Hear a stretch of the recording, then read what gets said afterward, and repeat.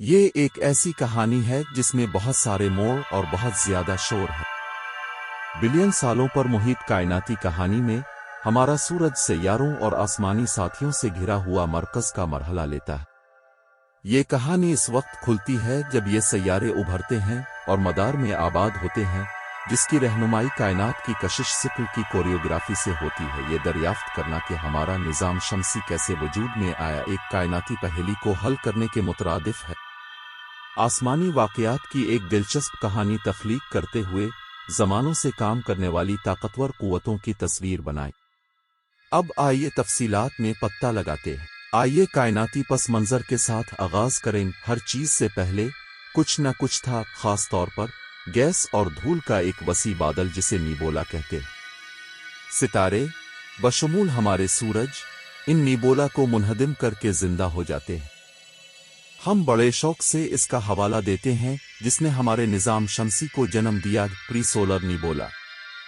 اگرچہ یہ اب ادھر ادھر نہیں لٹکا ہوا ہے، لیکن کہکشاں میں دوسرے نظام شمسی کی شکل اختیار کرنے کا مشاہدہ کرنے سے ہمیں کہانی کو یکجا کرنے میں مدد ملتی ہے۔ ایک نیبولا کو نظام شمسی بننے کے لیے ایک جھٹکے کی ضرورت ہوتی ہے۔ ہمارا کائناتی کنک سٹارٹ قریبی سپرنووا دھماکے سے ہوا۔ اس دھماکے نے پری سولر نیبولا کے ذریعے جھٹکوں کی لہریں بھیجیں، اس کے ٹوٹنے کا آغاز کیا۔ سپرنووا نے منفرد تابکار عناصر کو پیچھے چھوڑ دیا جو اب ہمارے نظام شمسی کا حصہ ہے۔ ایک بار جب یہ آسمانی تبدیلی شروع ہوئی تو یہ ایک طرفہ سفر تھا۔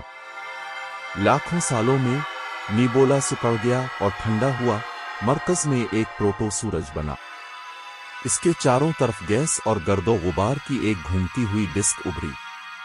اب دلچسپ باب کھلتا ہے۔ تقریباً 4.5 بلین سال پہلے ہمارا سورج اتنا روشن ستارہ نہیں تھا جو آج ہے۔ یہ کمپیکٹ اور جھلسا دینے والا تھا، نیوکلیئر فیوژن کے لیے تیار نہیں تھا۔ اسی دوران سیاروں نے اپنا سست سفر شروع کیا۔ نوجوان سورج کے قریب شدید گرمی نے صرف چٹانی چیزیں ہی رہ گئیں۔ ہائیڈروجن اور ہیلیم جیسی برف اور ہلکی گیسیں دور ہو گئیں۔ باقی چٹانیں قوتوں میں شامل ہو گئیں، جس سے بڑے گچھے بن گئے۔ وقت گزرنے کے ساتھ یہ بٹس سیارے بن گئے، تقریباً سیارے۔ ایک ہنگامہ خیز دور اس کے بعد آیا جب وہ آپس میں ٹکرا گئے، ٹوٹ گئے اور اصلاح ہوئی۔ زمین نے ہمارے چاند کو جنم دیتے ہوئے مریخ کے سائز کے اثرات کا تجربہ کیا۔ مزید آگے مستقبل کے کشودرگرہ کی پٹی سے گزرتے ہوئے ایک مختلف سیاروں کی کہانی سامنے آئی۔ برف کے لیے کافی ٹھنڈا، بہت بڑے سیارے کا مرکز اکور تیزی سے بڑھتے ہیں، ہائیڈروجن اور ہیلیم جیسی گیس کو کھینچتے ہیں، انہیں گھنے ماحول میں تیار کرتے ہیں۔ اور بڑے سیارے اس کائناتی کوسموس میں پیدا ہوئے۔ جیسے جیسے سیارے بڑے ہوتے گئے، چیزیں دلچسپ ہوتی گئیں۔ اندرونی چٹانی دنیوں نے اپنا توازن پایا اور سورج نے جوہری فیوژن شروع کر دیا۔ لیکن کائناتی کھیل کے میدان میں بیرونی بہت بڑے سیارے ابھی بھی سیارے کی تعمیر کے افراتفری سے بچا ہوا ملبہ کے ساتھ تھے۔ اور اس طرح ایک آسمانی رقص شروع ہوا۔ سائنسدانوں کا خیال ہے کہ مشتری، زحل، یورینس اور نیپچون اصل میں اب کے مقابلے میں بہت زیادہ قریب آتے ہیں۔ باقی ملبے کے ساتھ نرم تعامل ان کے مداروں کی کائناتی تنظیم نو کا باعث بنے۔ یہ نظام شمسی کا مجسمہ کروڑوں سالوں پر محیط ہے اور عین مطابق تفصیلات ایک کائناتی پہیلی کی طرح رہ گئی ہیں۔ واقعات کے ایک ورژن میں مشتری اور زحل سورج کے قریب چلے گئے، یورینس اور نیپچون کو باہر کی طرف جھکاتے ہوئے۔ ایک اور کہانی میں بیرونی سیارے شامل ہیں جو 5ویں بڑے سیارے کے ساتھ کشش سکل کے کھیل کھیل رہے ہیں، جو بالآخر خارج ہو گئے۔ پھر بھی ایک اور منظر نامے میں مشتری مریخ کے مدار کی طرف چہل قدمی کرتے ہوئے پیچھے ہٹ رہا ہے، بیرونی سیاروں کے پرامن مداروں کو ہلچل مچا رہا ہے۔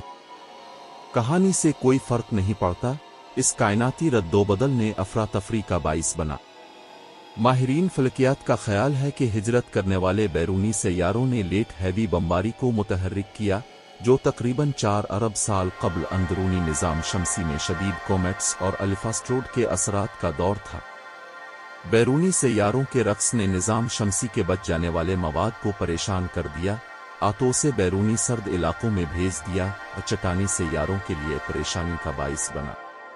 آسمانی ہنگامہ آرائی کے باوجود ایک چاندی کی پرت تھی، کومیٹس کی ایک پلیٹ جو اندرونی نظام شمسی کو پانی پہنچا رہی تھی۔